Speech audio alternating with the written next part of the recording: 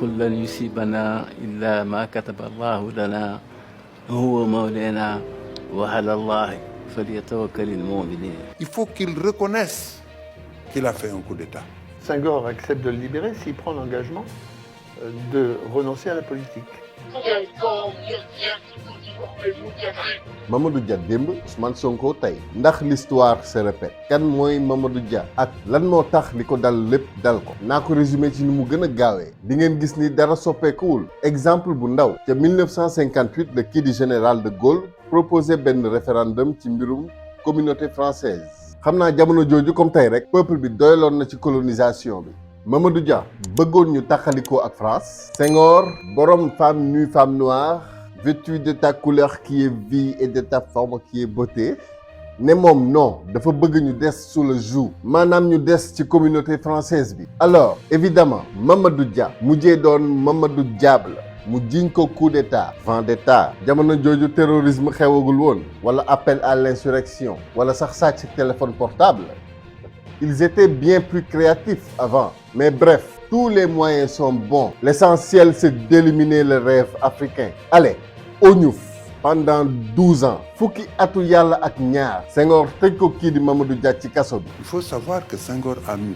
beaucoup de temps à être convaincu de libérer Mamadou Dia. Il a fallu l'intervention de beaucoup de personnes avec insistance. Il disait oui mais il faut qu'il reconnaisse qu'il a fait un coup d'État. Il faut qu'il se repente de ce qu'il a fait. kii mooy Abdou Diouf xam naa génération 2000 moom doo leen ko xam waaye ñun waa 90 dund nañ as tuut ak moom it fekkee na lu bari ci diggante Senghor ak Sénégal d'ailleurs moom la Senghor tànn jox ko nguur gi ba muy démissionné nee na Senghor toog na lu yàgg balaa moo nangoo bàyyi Mamadou Dia ñu bari wax ci xam naa mooy li ñu naan tey na kilifa diine yi wax waaye ndax sax kilifa politique yi faale nañ kilifa diine yi that is the question. Senghor ngooy rek ne faw Mamadou Dia nangu ni dafa def coup d'état te ku seet ba ci biir ñàkk nangu bi mu ñàkkoon nangu rek moo ko sànq ni Ousmane Sonko taxawee tey bu doon jamonoy Senghor lii dal Mamadou Dia dal ko li ci gën a sedd sax di kaso ok ak ay séquelles physiques lu ci mel ni silmaxa waaye laajal ma Thomas Sankara laajal ma Patrice Lumumba laajal ma Muammar Kadhafi ak ñeneen nag bref l'histoire continuera à se répéter ba bés bi doomu aadama di jóg ne doy na. Senghor accepte de le libérer s'il prend l'engagement de renoncer à la politique. Dia, qui était déjà jusqu'aux 3/4 aveugle, me dicte une réponse extraordinaire et dont l'essentiel était pour moi la politique n'est pas un droit, c'est un devoir. Et donc on peut renoncer à un droit, on ne peut pas renoncer à un devoir. Il me dit finalement, je préfère être libre dans ma prison que prisonnier dehors. Senghor ni ko Mamadou mën naa laa libérer waaye nag ci ay conditions da ngay bàyyi politique dootoo wax ci penc mi Mamadou Dia ne ko moom sama bopp ci biir kaso bi moo ma gënal doon seen moomeel ci biti politique du àq yelleef la nit mën ngaa nangoo bàyyi say àq waaye say yelleef du la wàcc. fexe nañu suul sama jëf waaye dëgg mooy mujj Maodo man jaar naa Kédougou bind fa ay téere ngir ëllëg. doole moo mën dëgg waaye dëgg mooy mujjee lan la Senghor am ci jeunesse bi tey Mamadou Dia bind na téere ngir ëllëg ci moom di tey ci ñun waaye xoolal li mu am ci ñun cër bii Mamadou Dia am ci ñun ndax Senghor mi ko tëj am na ko Senghor mi ñu jébbaloon France tey moom kan la ci ñun Afrique yàgg naa am ay góor yu mat taxaw ne déet France may ñu noyyi waaye seeni doomu ndey saa su nekk enfin noir de peau oui mais blanc dans la tête ñooñu ñoo leen di jaay ñu def leen jaam ñooñu ñoo leen di tëj tënk leen bu jaree rey ñu leb sa life doole daal moo mën dëgg waaye nag dëgg mooy mujjee nguuru yàlla képp dul jeex ani Senghor tey ndax lii nguur jaroon na ko. Après le départ de Senghor, tout le monde avait pensé que Mamadou Dia allait, avec son parti, soutenir le nouveau président Abdou Diouf compte tenu de tout ce qui nous liait et de l'affection qu'elle avait pour moi aussi. Mais il ne l'a pas fait. Il ne l'a pas fait. Il est resté opposant. Et c'est ce qui a expliqué d'ailleurs la scission à l'intérieur de son parti, puisque Valdiodio et tous ceux qui croyaient en lui l'ont quitté pour venir me rejoindre. Il s'est présenté même contre moi en 1983. Mamadou Dia bu doon politicienne alors là oui j'aurais compris mu ànd ak ci nguur tànn teg ko fi muy Abdou Diouf waaye li ñu ko teg lépp taxul mu soppi li mu gëm ndax yàlla képp la yaakaar teg ci amoon ay ambition gis-gis yu sori ngir Sénégal ba sax Africa mais ndeysaan les France-Africains ñoom ñoo ñu rey ba ñu dee. Il n'a pas accepté que des gens comme moi, ou comme mon oncle Aboubakri, ou même Valdiodio Ndiaye, n'aient pas accepté de le suivre dans son intention de créer un parti politique. Voilà donc là une des facettes du caractère de Mamadou Dia. Il pardonne tout à Senghor, mais il ne veut pas du tout que les autres se réconcilient avec Senghor ou aient leur liberté d'action. Cheikh Hamidou Kane bu ñu ko déggee mu ni beneen xar kanam ci Mamadou Dia bii bëgg na juboo ak Senghor waaye bëggul kenn ci ñi mu àndal juboo wala sax négocier bu dee li ñu ko teg ci mettit moom moo ko dund kenn fekk ko ci kay bu ko neexee jéggale waaye nag am na fu mbir yi di toll dootul doon diggante Mamadou Dia ak Senghor dafay doon clairement diggante Sénégal ak France mën na am bés Afrique xëy ni France jégal naa la lépp li nga ma def waaye ndax loolu dina tax ñu war a delluwaat doonaat jaamam.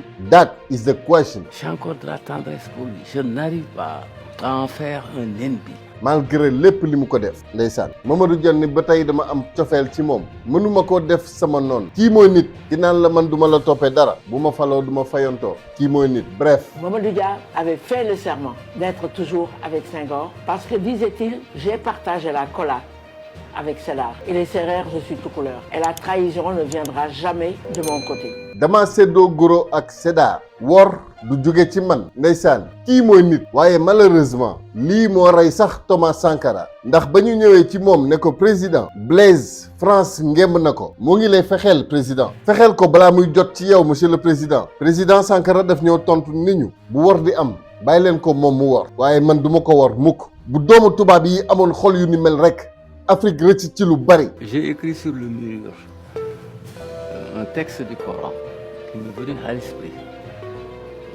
قل لن يصيبنا إلا ما كتب الله لنا هو مولانا وعلى الله فليتوكل المؤمنين. Pendant 12 ans que je suis resté en prison, Senghor maintenant n'est plus pour rien, personne n'est plus pour rien. Maintenant c'est une affaire entre Dieu et moi. Il me faut prouver à Dieu que j'accepte la décision.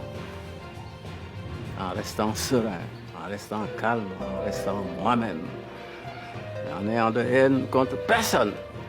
Et c'est la raison pour laquelle, quand j'ai été gracié par Senghor, quand je suis arrivé, j'ai dit, maintenant, nous nous oublions tout, nous nous embrassons.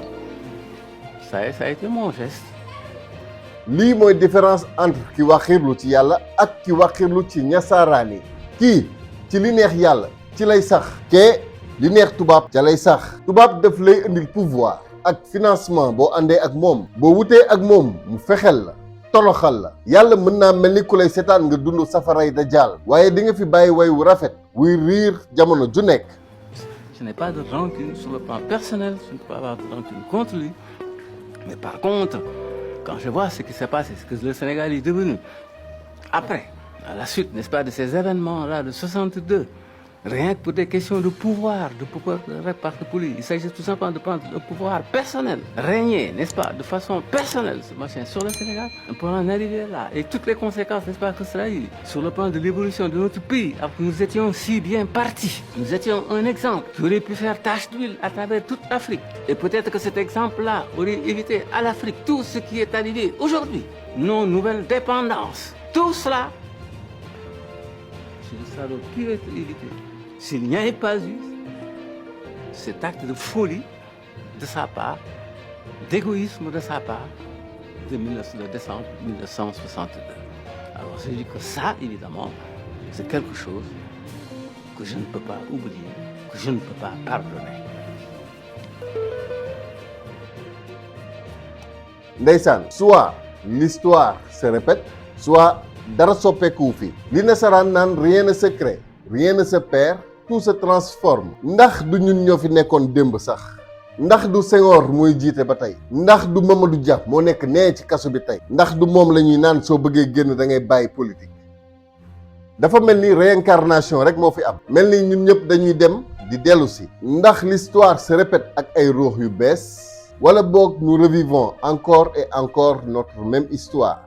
En tout cas yàlla du def dara ci hasard. France fa mu nekkoon ci ndoddu Afrique jugu fa ba tey ay ndawam di wéy di doxal ngir nguur budul woon lu ni mel kon tey Sénégal weesu na fii lii la Mamadou Dia jooy ba xëy jiituñu yàlla na ko yàlla yërëm te jéggal ko donte tey dellu si na ni Thomas Sankara dellu see Burkina Faso. La route tourne cycle la rek guddi ak bëccëg ndox mi fi nekkoon jamono yonent bi ndox moomu moo fi nekk ba tey cycle la rek guddi ak bëccëg nii la àddina di doxee bés a ngi ñëw lépp soppeeku Afrique jëlaat pouvoir ndax loolu mooy équilibre monde bi dëgg. À bon entendeur, salaam.